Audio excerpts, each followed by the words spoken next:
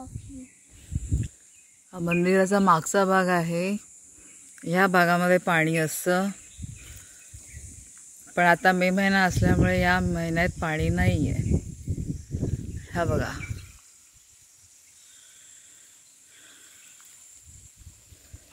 याचा पूर्ण फेरी मारण्यासाठी त्यांनी मार्ग करून ठेवलेला आहे। हा बघा, मागचा भाग आहे।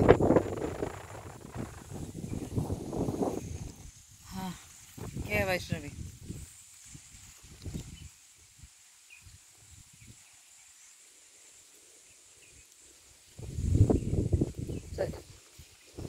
Fast fast fast fast fast fast.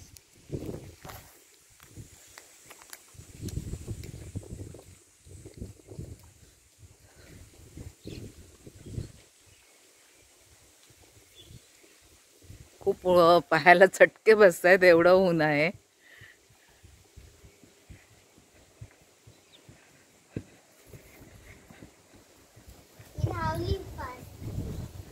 पूर्ण पत्ता माहिती, या पूर्ण पत्ता आहे इथे लिहिलेला, बेळवस मसुरी।